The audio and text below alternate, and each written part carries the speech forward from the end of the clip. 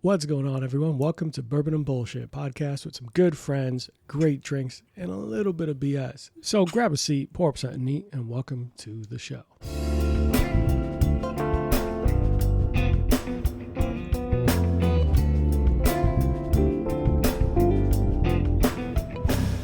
All right. So welcome into, this is going to be one of my favorite episodes of Bourbon and BS. I'm not going to even lie to you. So I've been trying to get this individual on the docket for like a year. She's like, I need to graduate first. I need to do all these other things. I'm going to climb a mountain. And finally I was able to lock her down. It's all jokes, T. I was going to say your name, but I want you to say it for those listening at home who are telling me I mispronounce it. So we're here at Permanent Vacation with Tamara. You see that, Samir? Do you understand that, Samir? Tamara. I was correct. So guys, we're here at Permanent Vacation, which is a tiki-themed bar and restaurant in Maitland. We're Maitland. Maitland, yeah. Maitland, Florida. Yeah. All the way here. Actually, it's one of those places that you might not know where it is. It's often kind of hidden in a cut. So it's you need to know somebody who knows somebody to get in, but it's fantastic. So for those who have not stopped at Permanent Vacation, this place is gorgeous. The food's great. The drink's great, but I'm not going to talk about it. I'm going to let Tamara talk to us about it. So tell us about Permanent Vacation and the history of the name and everything about that. Tell us about it. Sure. So we are a tropical destination bar. We really look at ourselves like that. Everything we do is in the roots of tiki, but that's really what we are. We've been around for 2 years now inside of the Copper Rocket in Maitland, Florida. That's where you can find us. But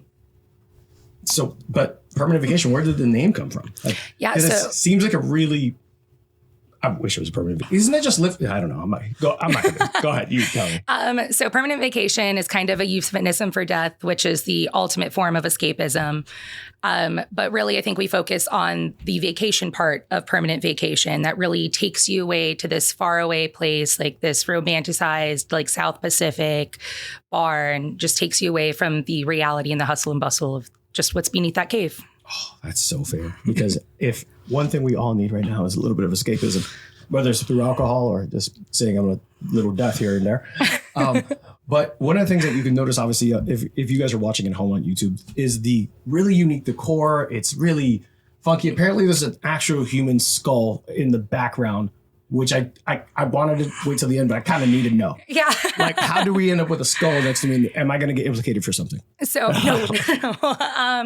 Got a lot of cool stuff from the oddity shops around, but right here we have a skull from a lady that died of syphilis in China over 150 years ago. So yeah, a lot of really cool artifacts, a lot of really cool collection of really cool stuff, all ethically sourced taxidermy all around, and we can walk around and check that out later too. Oh, guys, if you guys are just listening to the show, make sure you follow us on socials. It's at bourbon_and_BS. I'm going to give you a tour of Permanent Vacation, and you guys are going to enjoy it because anyone who's been in here will tell you that it is set. We're here during the day, and it's more gorgeous than I realized that night. Because at night, everyone's kind of, it's crowded, people around. Mm-hmm. Oh, and it's not crowded like the bad crowded. It's full. It's full, which gives you a really good vibe of the place and how popular it is. People are waiting at the doors. I love the fact that some bars can be too crowded and just, I don't want to be there. This is like a full, it feels like everyone's enjoying themselves. So if you have not stopped in, tell them that Bourbon and BS sent you, and definitely worth drinking here. So Tamara. Yes. I'm not going to, Samir, every freaking time I pronounce it right, I'm looking at you. You poured us something, and I don't know anything that you poured. I want to get to it because it smells wonderful. Sure. So please tell me what you're drinking versus what I'm drinking, because these are different colors too. I don't know. I'm drinking Père Labatt, the 40. This is just from France. I love a good pool toy rum, and I've got a long day ahead of me, so I'm starting slow. But something for bourbon lovers, this is always my best suggestion for what we have on our back bar. This is going to be the R.L. Seals 12 year. This is out of Foursquare Distillery in Barbados. Aged for 12 years, got a lot of barrel characteristics in there. Fantastic for an old fashioned, but I think it's a wonderful sipping rum. I've actually got the bottle right here. Yeah, please show us. Yeah. So this little guy right here.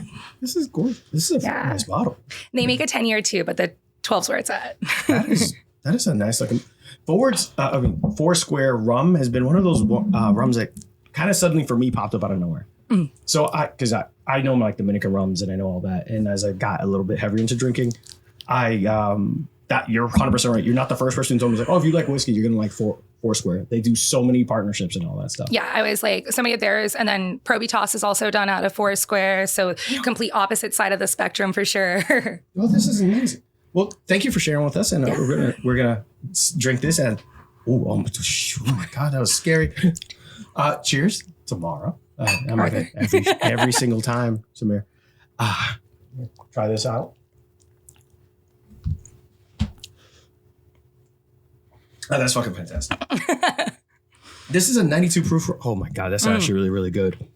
Look, we're gonna keep digging into why, about this bar, how long it's been in existence, and all that. But I'm gonna keep drinking this, and I'm gonna let you talk because I could do this. I don't have a job. So, how long has Permanent Vacation been here? And was it something before? Or was it what? How long? Tell us the history of Permanent Vacation. So, Permanent Vacation has been here. We're about to round out our 2-year anniversary. Prior to this, funny enough, it was Wilson's Barbershop, who's now located next door. We love Wilson. But this was our office. And then during quarantine, we had so much time, and they were like, "Screw it, let's turn this into a tiki bar." Our owner's cousin owns Hidden Harbor in Pittsburgh. So I was like, at this point, almost the family business. But yeah, it took 4 years from fruition to full construction, everything like that. The cocktail menu was 2 years in the making. A lot of back and forth with the fire department, obviously, as you can see. But yeah, it finally got open about 2 years ago, and it's been great ever since. And busy. I just thought about that. Was this fire hazard at first? People were like, hey, firefighters pushing back? We had a change in the fire marshal too. So somebody who said some things were okay, and then someone else came up and they were like, that's actually not okay. It's not okay the whole time. But we're okay now. Everything is safe. Yeah. Sprinklers everywhere. Is safe. You feel confident coming in here. So why tiki? You said they wanted to open a tiki bar. And it seems like you were there at the genesis of the whole concept and everything. Why'd you guys decide on tiki? I don't know. I think it's because of the family business. I don't know though. Okay, so it was because the other bar and all that stuff. I would say it's a huge inspiration from Adam and everything like that. We can re-answer that too if you want to, but I'm 100%. Well, because I think so. One of the things I appreciate about something like tiki is you guys are unique. There's a bunch of bars that are regular, there's cocktail lounges and mixology bars and regular bars, and tiki still stands out as something that people aren't necessarily they don't know as much about it. I'll be the first to tell you that tiki, I've always thought of this stigma of super sweet, super strong, but not necessarily. Talk about that later for sure. For sure. So I can't wait to get to know more about it.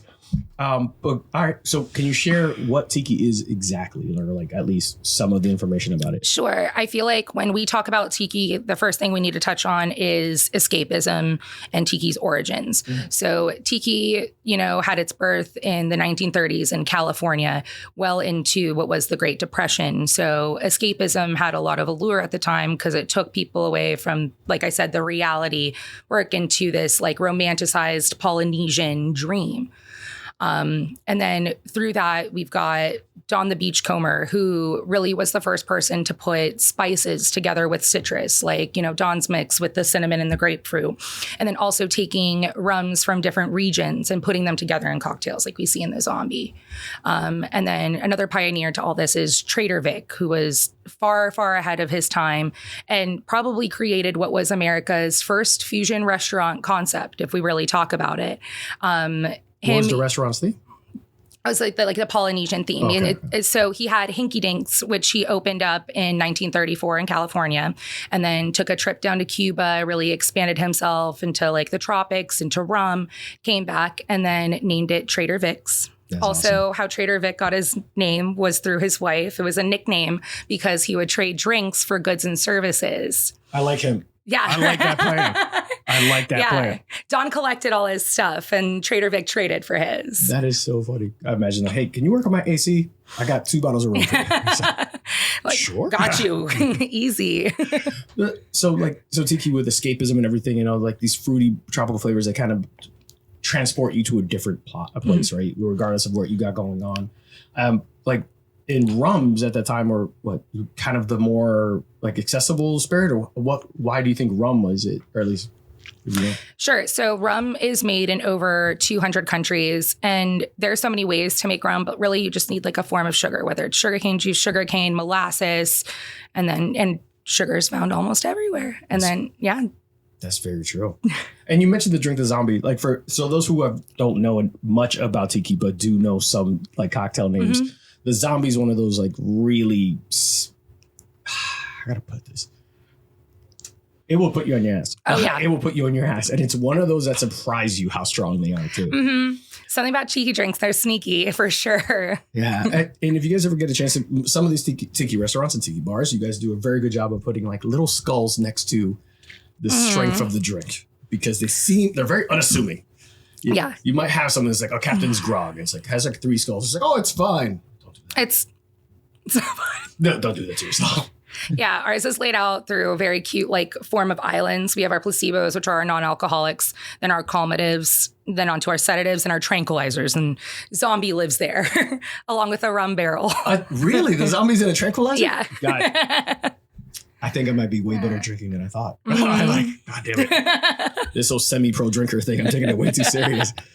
What other drink? Like, so you and I, one of the things that we joked while we connected on is that there is one of my favorite drinks possible. It's a bourbon or whiskey based tiki drink, the Port Light. And I've made that for my friends and they're always like, this is tiki. It's like, this is surprising. Well, like the fruit flavors and citrus, is that also because of the timeline of when tiki really blew up? Like, I think that has to do more with like the travel around the South Pacific and acquiring all these like exotic flavors that weren't indigenous to us and really bringing light to flavors of other regions. Awesome. Well, for those who haven't tried them, not traditional cocktails, love these fucking things. Bring your friends and a DD. So bring the pregnant friend that can't drive. Can't drink. They can drive. Hopefully they can drive. If not, that's a different problem. Guys, we're going to take a really quick break. And we're going to talk about some of the trends in tiki and in cocktail scene in general in Orlando and Florida. Because Central Florida is blowing up and giving people so many options. So when we get back, we're going to touch a little bit more on that. And we're going to get to talk to Timur, Samir. Be right back, guys. Hey guys, while you're listening to the show, we know that you might want to partake in some drinks with us and enjoy in the libations. Here at Bourbon and Bullshit, we ask that you drink responsibly. Don't drink and drive, avoid Amazon one-click buy, and for the love of God, do not text your ex. You do not need that kind of closure. They've moved on, so should you, Joseph. You should stop Facebook stalking. She knows. She knows. Now, all jokes aside, don't do anything dumb, take care of yourselves, and be safe. Thanks guys, now back to the show. Hi guys, we are back. We were sharing our alcohol together. So the rum that she has, for those, I don't know how to describe it fully other than, and it's not this is going to sound worse than I mean it, but it's like a rubber pool toy is what you described it as. Not mine, hers, but it wasn't bad, which is a weird thing to say about rubber pool toys. I've never wanted rubber pool toys in my alcohol. And that's in your mouth. Yeah. Jesus.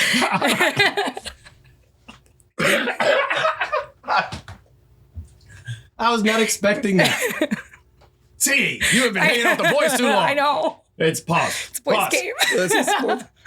Oh, I love that. This is great. We just got.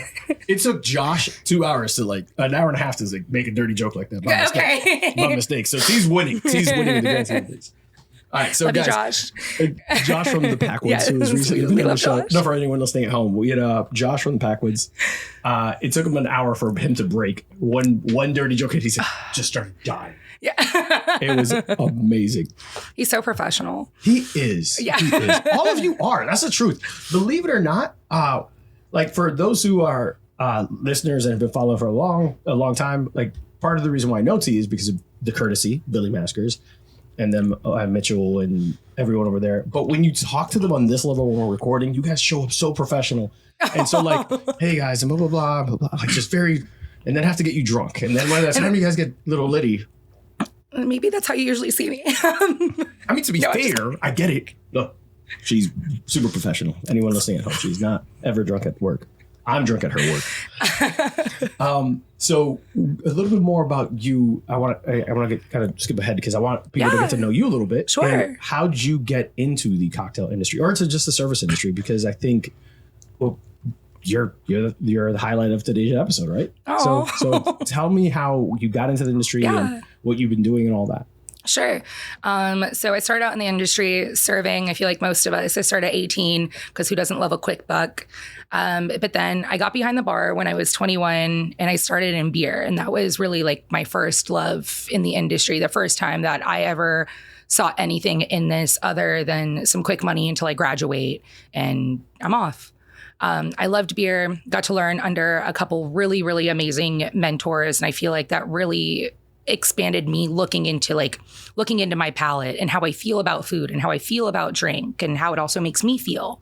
From then, natural progression to a dive bar and then got into craft cocktails. What dive bar? Is anyone we know? Yeah. So it's Kiwi's in Altamont. It's actually the largest independently owned sports bar in Central Florida. Love Rick, love the staff there, but definitely grungy. Oh, I was going to say, how's that a dive bar if it's the largest grungy. independently known? But You'll go in. So Kiwi's, all right. So Kiwi's, and then you joined what cocktail bar? So I worked at Domu for a short period of time, was one of their bar managers over there. And then I got the opportunity when this was opening up. I was good friend with our director of operations who still runs our bar, Dan, that you met earlier today. And he brought me into the concept and then a lot of waiting around, especially for the fire department. But once the opportunity was here for me to make the transition and be here full time, I invested all of my time into this and then opening this bar up.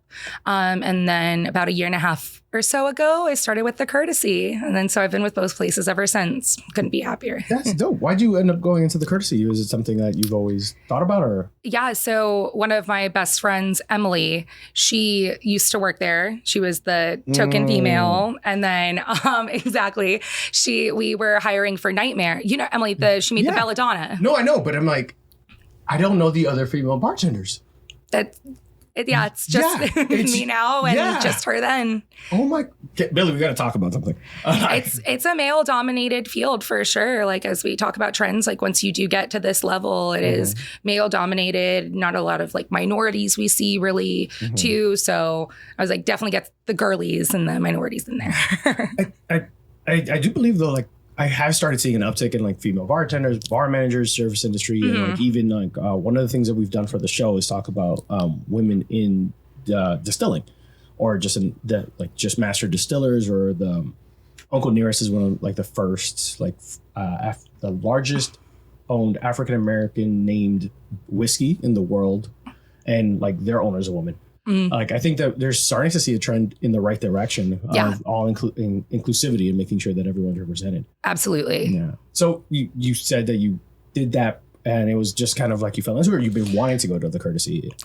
So when I even interviewed for this job, I thought, man, like I don't know if I'm good enough to work here. There's so many people that I look so like up to so much, and so many people I would die for mentorship from. And I went and I did the interview and I absolutely bombed it. So Billy, I don't know why you hired me, but thank you so much. I bombed it? I cried after. I called Emily and I was like, Emily, I just embarrassed myself when you put a word out for me. How did you bomb it? What's bombing it? I don't know. I was a nervous wreck. Because how could you bomb something you got hired for? Yeah, it was such a long process too. So like we did the stage, like to be hired there was a lot at the time. And so I hadn't heard back for weeks. And then like I finally like hit Billy up and I was like, hey, I just haven't heard from you. I hope your day's treating you well. I just love to know like what you're thinking. And the next day he hit me up for a stage. And I walk in and, you know, Tracy and Carlos I've known since I was in Oviedo doing beer and he was at Public House. And Tracy had their first date. Love Public House. I know, right? He used to run that place. Really? Yep. Everyone's got their roots in a dive. Jesus. I love Public. Go on. I've probably seen you more times than you've realized before the Courtesy. Right? Cross paths for sure. Jeez. All right, go on. And then Tracy had their first date with their significant other here. And so I walk in and I'm like, I got the job. Like, thank God these guys know me. And it was... the time flew by. I was only supposed to be there for 2 hours. I stayed there for like 3.5, just laughing, having a good time. And they were so great. And then I just held my breath and they called me and been there since. That is dope. Like that is such a fantastic story. And we've talked about it a couple of times on the shows. Like this world in the service industry is very interconnected. Like especially in Orlando, it's really small. I joke about it being almost like a little mini cult. Like it's like once you're in, you're in like forever. Like there's no, you have to get jumped out like a gang. But that's awesome, man. And I please continue to push those trends and push that inclusivity, because I think it's important for every industry in general. If you're watching at home, yes, DE&I is good. All right. Support good businesses. Support good businesses and support small businesses. Black-owned businesses, female-owned businesses. One of my favorite rums is Brugal and the Master Distillers of Women. Yeah. Yeah. I think good product is good product. I just don't like gatekeeping. Absolutely. Yeah. And I think that there's always going to be people that give you this different frame of mind, flavor profiles and all this stuff. And there's nuances and details, attention to details. That could come from anyone, but as we talk about trends, I feel like the gatekeeping trend is also out. I think really the community does care about everybody being good at what they do and everybody learning and being educated, because it really just only helps boost all of us up. And we are very tight knit, even though there are a lot of bars popping up, as you mentioned. And we're going to talk about we are all best friends. And so we all want to see each other succeed. To be honest, I mean, half the reason why my show is doing as well as it is because the service industry has accepted me as like, you're so damn lovable. You heard it. I was called lovable. You jackasses. No, there's haters. There's always one. There's always someone in the comments like this guy, bald, shiny head. Listen, no, but even like Mitchell and them, whenever like people are like, oh, are you in the industry? And I don't answer. I was like, well, like, no. And Mitchell's like, he's industry adjacent. I was like, why'd you yell from the other side of the bar? Like, gotta let him know.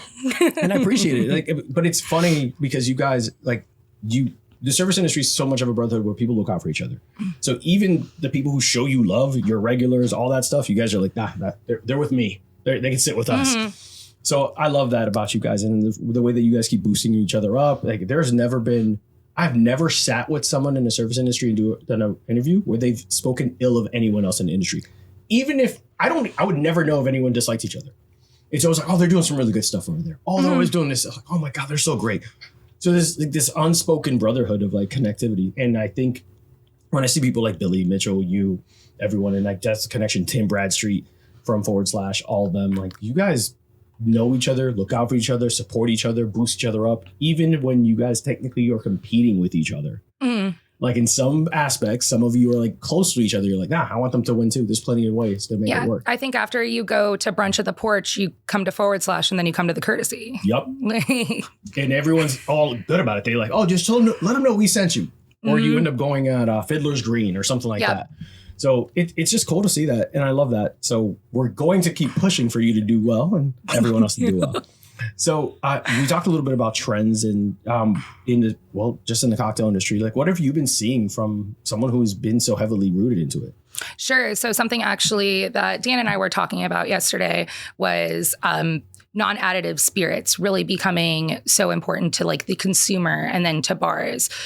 We're seeing that, I feel like, a lot with tequilas and now a lot with rum, and that the consumers are demanding these higher quality products without additives, additional sugars, and what do you think coloring. That is? I mean, aside from like the good reasons for like their health benefits, but just the quality of the product, a better drink. And I feel like also too, as inflation happens and prices rise, like your Big Mac meal is $11 now, and your cocktail almost anywhere is $14. You want good product in it. You want to be drinking something that's fresh, like something that's made by people, like made with love, and taste all of that.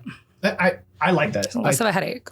Oh my God. I was about to also say, like, as you get older, sorry, I'm aging myself, I can no longer drink Fireball because whether the sugars, whatever, but there's a really good amount of time that I could drink something. I'll bring tequila and mezcals because you brought up tequilas. Like, I'll drink Fortaleza, I'll drink something like that, and I don't wake up super hungover. I don't wake up hungover. Plus, it's also like I think I'm accustomed to drinking now.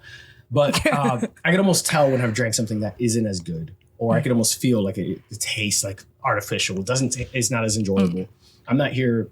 I don't know. I'm not here to judge anyone who wants to drink what you want. I'm not telling you what to, but I agree with you. There's a big push for health almost. Like, I know I'm being unhealthy, but I want it to be as clean as possible. I don't want any extra unhealthy things. So with that trend, do you guys feel pressure to make sure your stuff is up to that I don't know if it's pressure, because I do think that we've always held that to be important, even, prior to seeing the trend. And even places like Courtesy have always put that at the forefront. Any like craft cocktail bars, like, have made sure that their products are good. I think now just people are also, like, consumers are also caring so much more. And they're really looking into what they are drinking instead of just being like, oh, give me the well and like whatever. That's fair. They're more, as information's more readily available too, right? Mm-hmm. Absolutely. When there's a random TikTok or something's like, Red 41 is really, really bad for you. It's like, I can't have that. Yeah, I can't. I don't know why, but TikTok told me I can't. I love Skittles though. That is awesome. That is awesome, because I was thinking about not Lifesavers, Starburst. Mm-hmm. I was thinking about the candy. I was like, I know that's really bad for me. And there's like probably some gum in there that I shouldn't have in my body. Yeah. Even my scrub daddies die free though. Like we're all making that, change. Like, yeah, I think it's important, right? Like, we become more socially aware. We become more like, just the information's there. Mm-hmm. Before you could just trust like, oh, when someone says non-GMO, it's a bottle of water. It shouldn't. What? Like, what do you mean? Right. Now people are doing more research and getting more knowledge in them. So that's an interesting. I did not expect that to be the trend you highlighted, but that's very fair.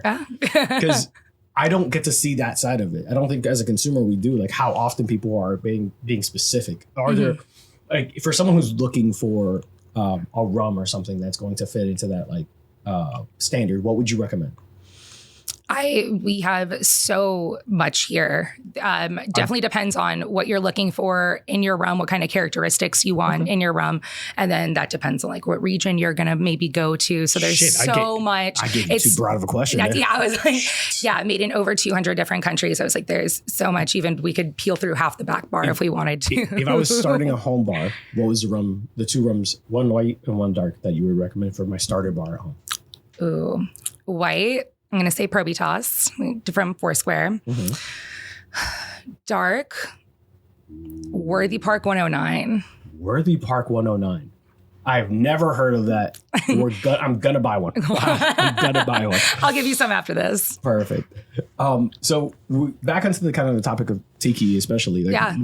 And we kind of hinted about it, but what are the misconceptions when you talk about tiki, or from people who visit a tiki restaurant? Sure.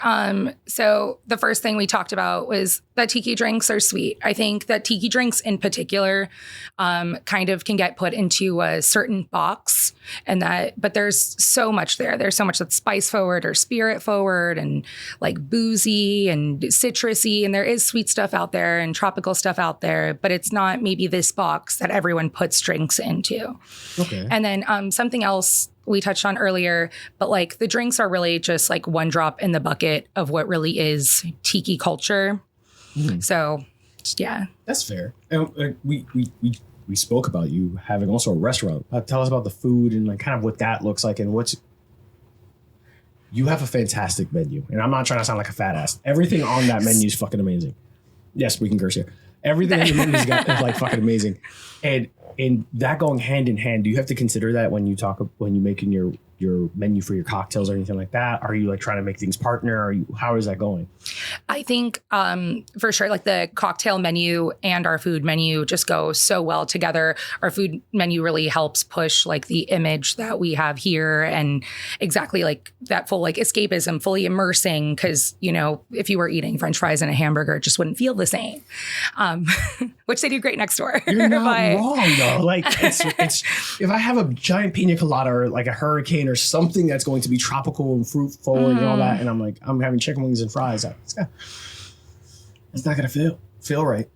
Go on. Yeah, no, I was like also bunch of pork on the menu. I think like I say our star of the show all the time is our Pumbaa. If you haven't had it here, next time it's what you're getting. What's the Pumbaa? So it's 2 pork shanks. They're marinated in orange marmalade. We slow roast them.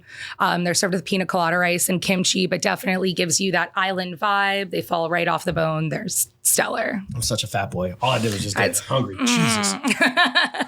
We'll get you fed after this. Pina colada rice? Yeah. Great job. God damn it. I'm never going to be a skinny man. It's not for us. No. I'd rather eat.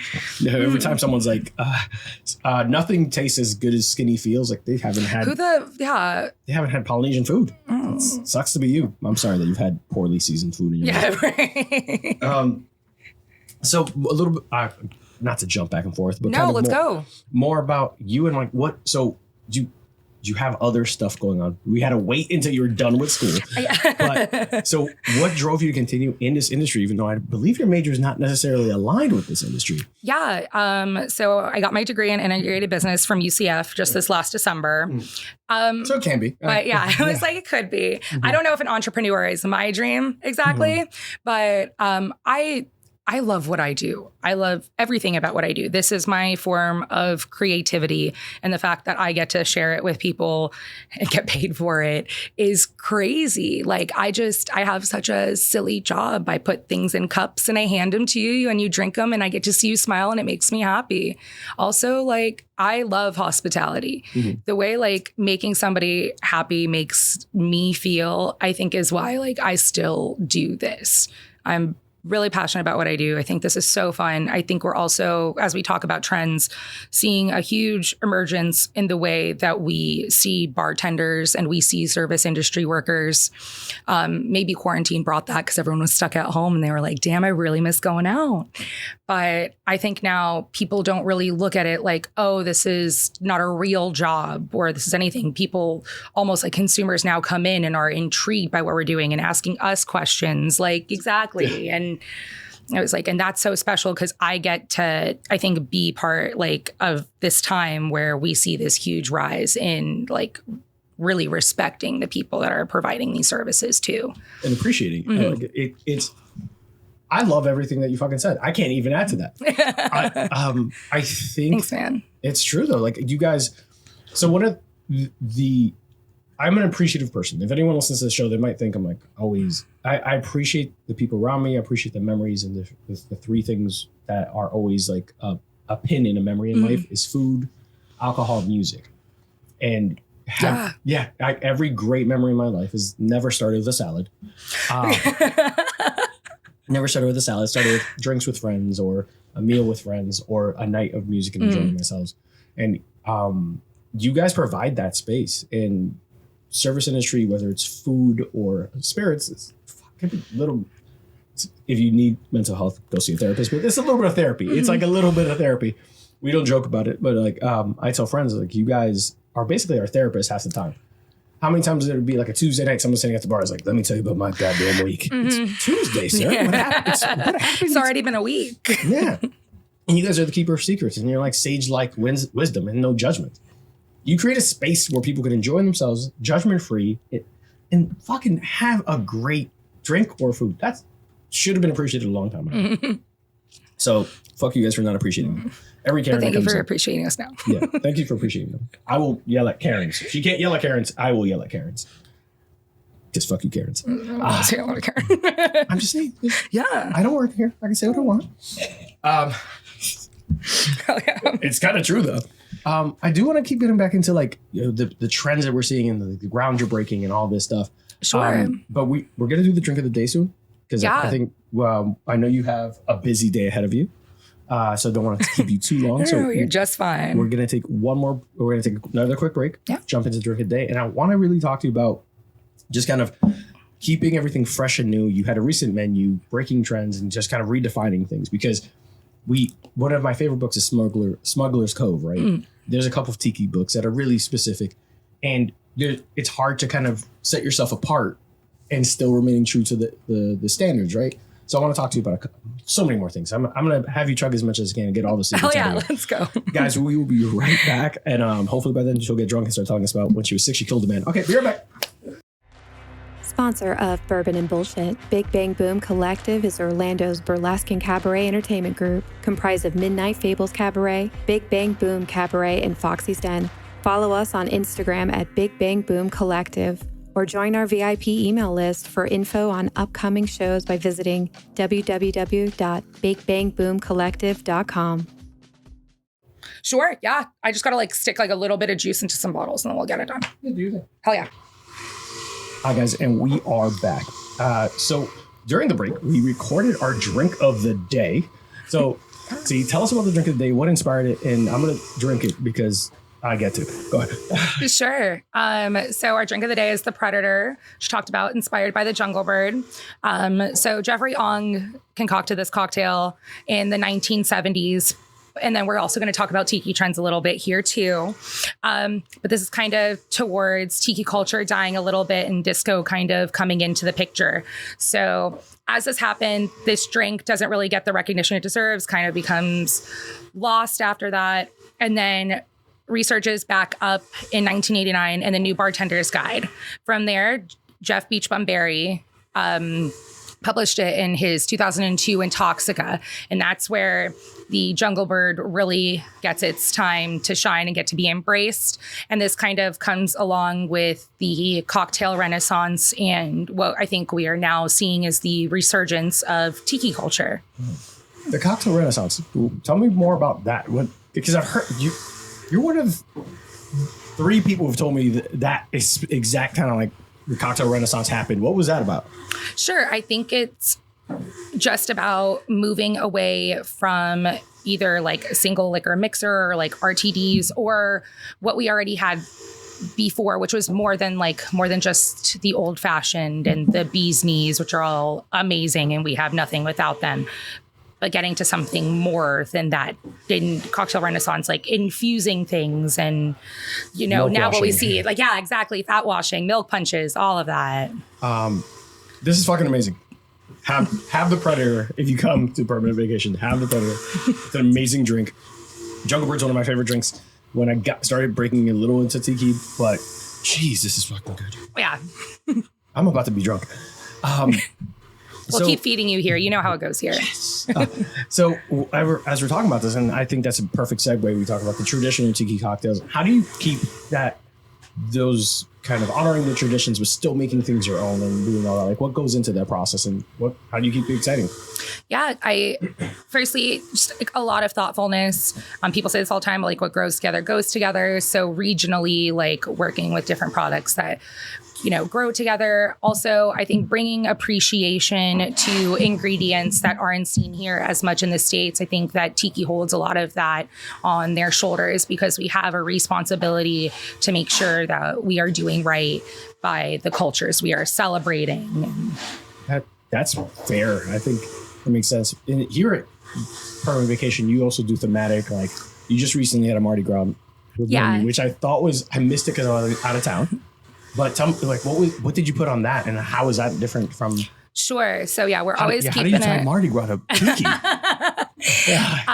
The kids did a great job. One of them did a king cake daiquiri, so it was a brown butter fat wash with some cake like batter in there, some eggs, toasted flour. Really, really cool. So we did a daiquiri with that, a little bit of falernum and lemon in there as well, and I think some cinnamon. But yeah. It tasted just like king cake. Yeah. Jesus. Absolutely. So it's super boozy too. They did it with the Navy Strength, Mount Gay and Hamilton 86. And that's always great for facilitating anything like nice and desserty, I feel like. That must be a lot of fun too, to be able to like get creative with it all. And for sure. That's definitely my favorite part of this job is the creativity and all the hands-on. And everyone here gets to kind of like, we talked to other spots and they have people like, hey, they present your drinks in advance for the menu. Mm-hmm. How far ahead do you plan this out? We plan the events out pretty well in advance, get our like dates kind of set for all that. And then after that, we do really leave it as a free for all for anybody on the staff who wants to do it. Barbacks can have cocktails on the menu. Servers can have cocktails on the menu. If you present something good, if it's the bill, like we support it all the way. That is dope. Like barbacks and hey, look, I've been wandering around here watching you. Mm-hmm. What if we did this and this? Like, do you guys help collaborate with barbacks or is it like, are they... Absolutely. Yeah. And if anybody ever has any questions too, and then on like slower times during the day, we definitely encourage them to get their hands a little dirty with us too and play around. I say all the time that our barback Kent makes the best Mai Tai here. So seriously, everyone makes him the same, but he does such a good job. No, I was like, that's dope. That he's like, I'm practicing my Mai Tai. I'm practicing my Mai Tai. With the rum float on the top, like traditional like that, or? No, we do a split of the St. James 55 and Appleton 8. And then for our orange liqueur, we use Munyon's Papa. And Dan's got a kick-ass orgeat. So that really makes the whole thing. Jesus, you guys are amazing. So what's the next menu coming up? And what's the next exciting thing? Yeah, so date not released yet, but we will be doing an update of our main menu. Something big we've got coming up would be that first week of April. Tiki A Go-Go is here in Orlando at the Creep Royale. So we'll be doing a pre-party here on Thursday. The Creep Royale? Yeah, a hotel out in Orlando, kind of like convention area. That's dope. Yeah, but so we'll have the Bar Tiki Babes here and the Luau Lads, and they'll be teaming up with people from our staff, me and Brian, and we'll be doing a ladies versus lads event. So that's going to be a bunch of fun to have them here. And then Saturday, you will also see us at Tiki A Go-Go. Yeah, along with Otto's High Dive and Suffering Bastard, I believe. Oh my God, that's good. Oh my God. So much alcohol. No, Thank God I have a business card. So with all that being said, and you brought up ladies versus lads, and earlier we kind of glossed over it, but I did want to go back because I think it's important. You being in this industry for as long as you have, and finding really good, solid success, like how have you felt about being a lady in the industry? I know that you said kind of you were the only, like it was you and forget her name that you said. Emily. Yeah. So it was Emily, then it was you. It was like swapping out. How's that been going? And not to get too personal. Yeah. No. And Emily also still a great friend of the bar. She'll be doing tons of stuff with the courtesy that I'm sure you guys will see soon. But yeah, the only female bartender at both bars I work at. It is just kind of, I feel like when you get to this like level of the industry, sometimes it's how it works. It already is so competitive, and to be here, I feel like, especially like in the spots where like I'm at, there's not a lot of mobility at courtesy. Specifically, you see that here, same thing. So it's tough, and misogynism for sure does exist in the industry. And I'm so grateful to work under such amazing men that really like let me shine and support me in everything I do. But yeah, you're gonna start seeing a bunch of women power. And I think a huge trend that we see with the younger females too was like back when, whenever like a lady got their spot, they would hold on to their spot and really have to kind of gatekeep that because somebody would take it away from them. And that was so real. But now we're seeing this trend of like the women in the industry really pushing up the younger women in this industry so we can all band together and be strong, because if we don't look out for each other, we'll just continue to like remain a minority and not really get to where we want to be. And that's, other minorities in this industry as well. Right. And I think you did highlight it because you gave a shout out to the peers and the people you work with have always been uplifting and always supporting you and pushing you forward and assisting with all of it. So I think there's a lot to be said of that, breaking those trends and pushing forward. I like that you brought up the gatekeeping part.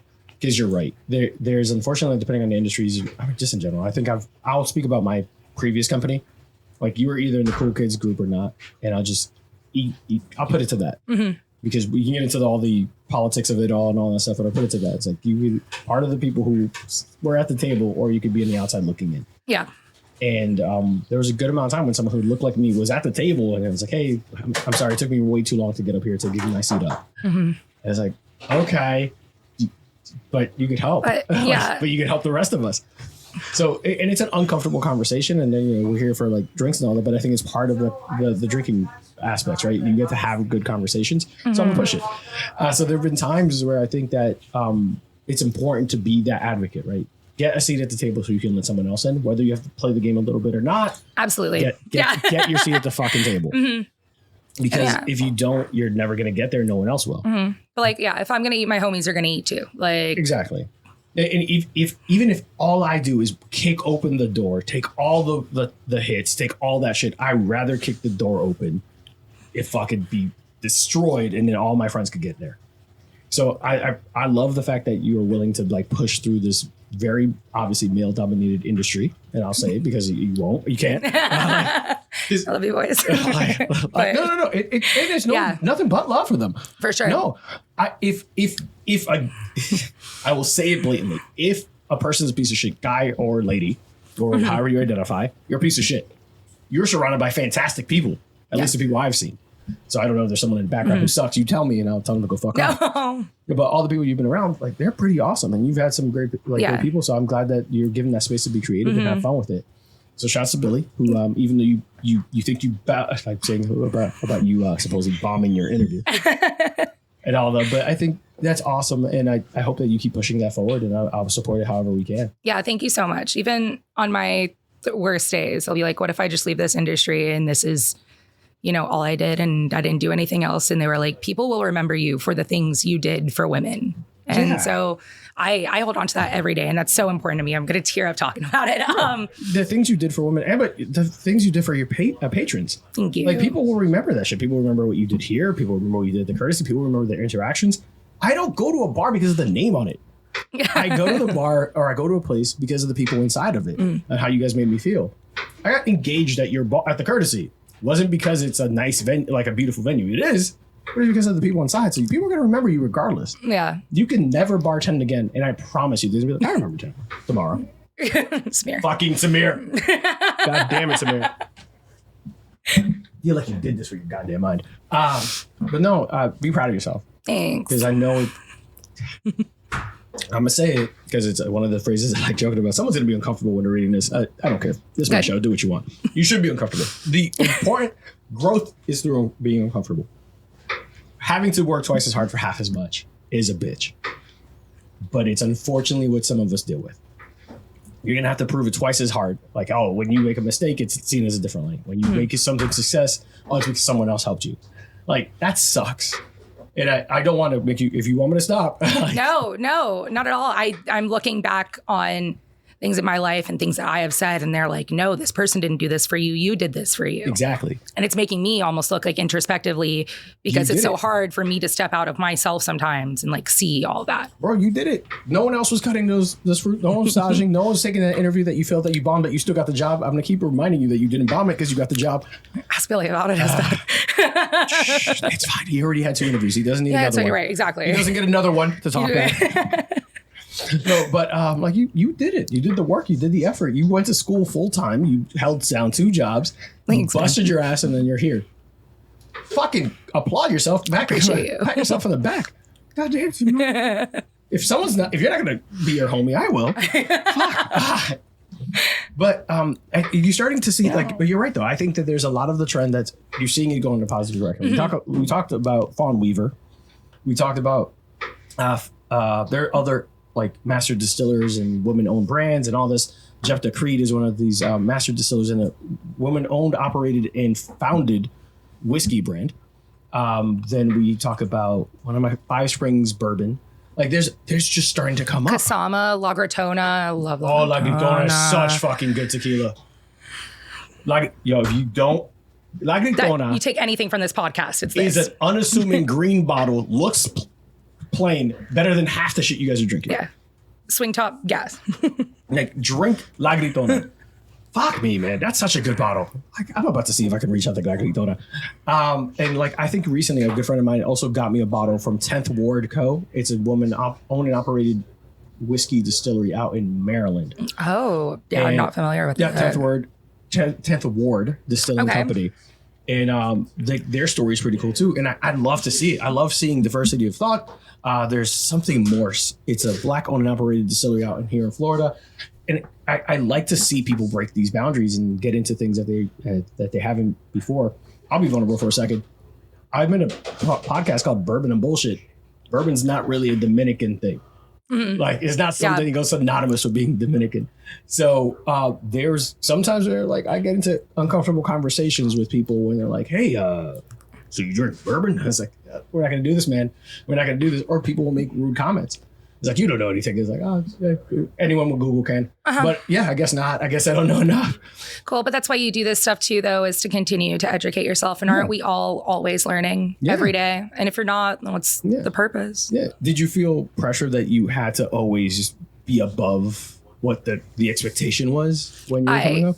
100%. I think that if I had to do something, it had to be perfect, that I didn't specifically have the room for error because of the people like I was like going against. Absolutely. Was it something that you felt like was said out loud, or was it just because I think it's internal pressure, at least for me. Yes. I was like, I absolutely think it's internal. I also like, my mother she's such an amazing woman, and she's so smart and so powerful. So I think I get so much of that from her, just kind of looking at her and be like, I want to live up to even be like half the woman she is. And yeah, so I was like, I definitely think it comes so much from within, making myself proud, making my parents proud. And shouts to mom. Yeah. And if you want, I'll send you this. They're the immigrant stories. So it's like, I want to, be able to show them that all of this was, that their kids get to live the American dream. And that like, I also now like get to live outside of the box that they put me in of like doctor, lawyer, accountant, what like my Russian Jewish parents want me to do. And I get to prove to them that I am successful in something that I made myself. And isn't that really the whole reason that they did this all? 1,000,000%. So I love that. And it's the non-traditional thing that I love even more, because there is this giant, like this message, even to my parents, I'll agree with you. My mom was like, you have to be a doctor to be successful. Like, I need you to make money. I need you to be successful. Dude, my name is Arthur because my mom wanted me to not be judged on my name. Like so there's a lot there. So that pressure, but also that support, right? You have to be better. You have to prove it. That's awesome. So shouts to your parents. Yeah. Love you guys so much. Thank you for everything. You're not my mom and dad, but love you for mom and dad. They're everyone's mom and dad. They're everyone's mom and dad. Guys here at the show, they're everyone's mom and dad. But so we there's a lot to follow up on there. I know, and I feel like we went so far off this. No, but I love it. That's the point of this. That's what's Bourbon and BS. Is like wherever the fuck this conversation takes us, it takes us. Hard right? on the BS today, but that's the point, right?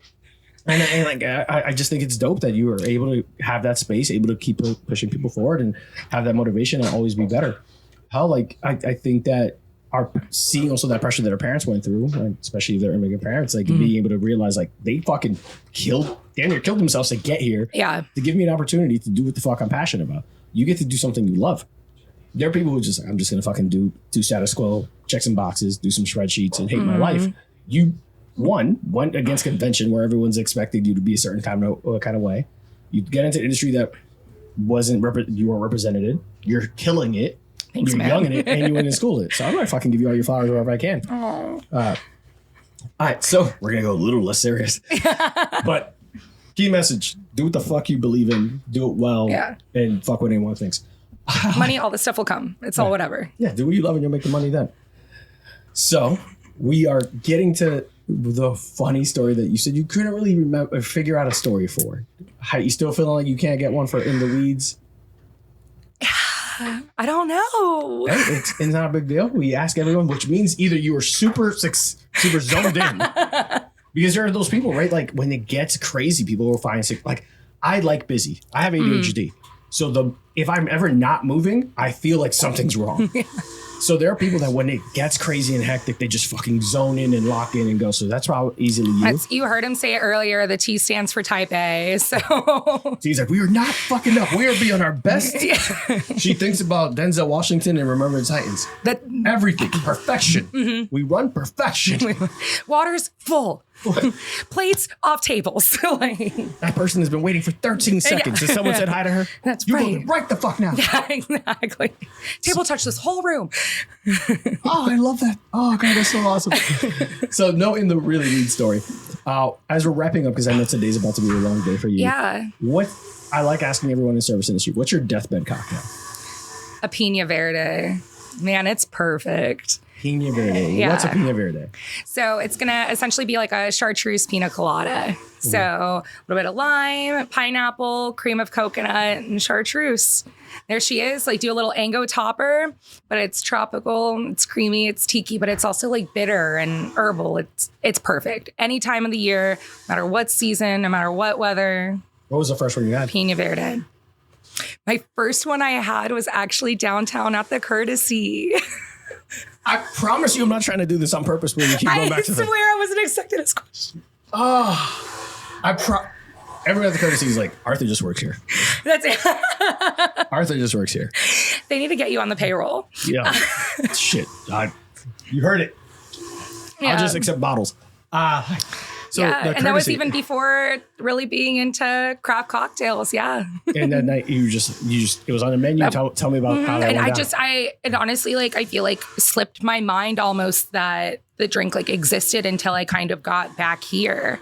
And then obviously the shortage of chartreuse makes it hard. But Chartreuse is such a weird spirit. We talked about it a little bit where monks were like, we stopped practicing religion because we were doing too much chartreuse and then we got to go back. So for those at home who don't know, green chartreuse is made by monks who only they know the formula for green chartreuse. The real recipe. And at some point, it was such high demand that they're like, hey, we're forgetting that we're practicing monks. So we gotta dial that back and focus. Get back to our roots. And then green chartreuse suddenly was like hardest to fucking find possible. Where they were like, we're gonna come back to a smaller supply because religion is what we do. But I don't know why they even started making green chartreuse. I don't know the origin story for that. Yeah, we'll find that for you guys. All right. So what's your Mona Lisa? What's the best drink you've ever made that you're like, this is me? Okay. So. And what inspired it? Where was it? Where did you present it? Sure. It was the first menu that I ever got the opportunity to be on for the courtesy. It was our spring menu of 24? 23. And it was the Love Me Not. It was a tiki gin sour. I don't know if you remember it. Yes. I wanted way to. Too much. Good. I wanted to bring appreciation for flavors that we don't see in the States, kind of like how we talked about earlier. So I took Lulo, which kind of has like a very like pineapple, like strawberry kind of like flavor profile, and spiced it with a little bit of cinnamon and clove. And I had this syrup that I absolutely loved. And I was going to make this jet pilot riff with it. And it just kept bombing and bombing and bombing. And I couldn't figure out like why I couldn't get this to work, because in my head it was so perfect. And then like every time I'd put it in the glass, it tasted like shit.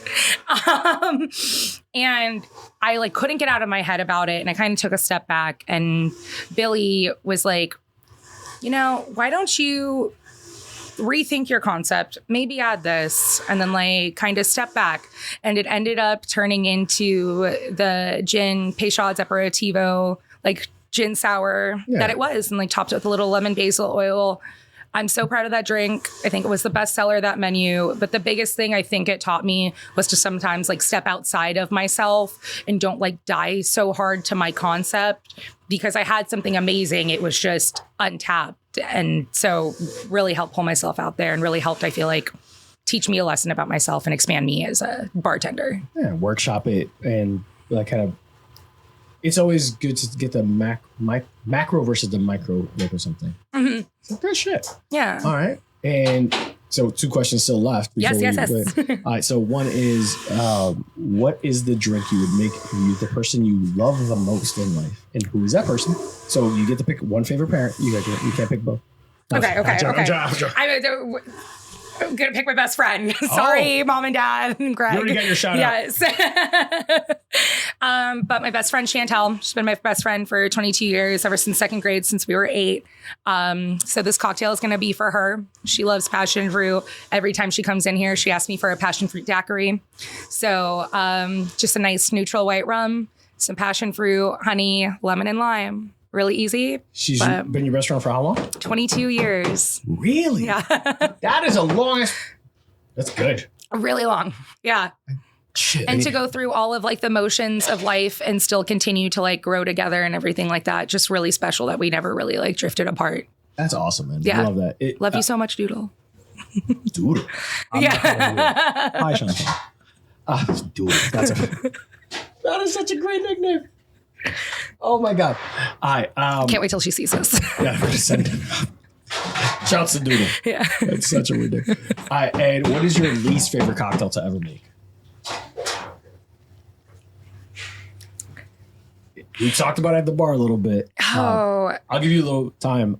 The one that keeps coming up is a Gin Ramos fizz. Yes. I feel like if somebody's okay with being patient about it, it's really not that much on me. Like if you're in front of me and you're sitting in front of me and I look at you and I'm like, this is going to take 15 minutes and you want it, you're going to get it. And that's fine. I love that you're like, I will make what you want. But it's going to be done right. It's going to be done right. And if I fuck it up, you're waiting another 15 minutes. So is that your least favorite one to make? Or? I would say so, especially like on a service bar that coming up, or like a Singapore sling just for the sake of grabbing all the bottles for it. What's in a Singapore sling? Everything. Cherry herring, gin, orange liqueur, everything. Jesus, it's that many? Yeah, I'm a rookie. I did not know that many bottles were involved in a single more sling. I might need to brush up on that spec actually, because there's that many things. Jesus, that sucks. That takes away too much. All right, before we close out, a quick commercial break and then we're done. Yeah. And guys, we'll be right back. Hey guys, this episode is brought to you in part by Coach John Estrada of Run BMT Training, longtime supporter of the show and an absolute beast on the pavement. And for the record, this man just crushed the LA Marathon. And if you're looking to level up your running game, John's the coach to get you there. That's John with no H. Trust me, he's going to correct you. Whether you're training for your first 5K or tackling a full marathon, Run BMT, the coach is there, and John will have you running smarter, faster, and injury-free. So if you need expert coaching, hit up John at blackmattertraining.com and tell him I sent you. Now, he might not give you a discount, but he will make you a better runner. Again, that's John at blackmattertraining.com. Now let's get back to it. Thanks, guys. All right, so we are wrapping up today. T, tell us about anything coming up, any special events, anything you want to make sure we talked about, lads versus ladies. But what would you want to promote and talk about?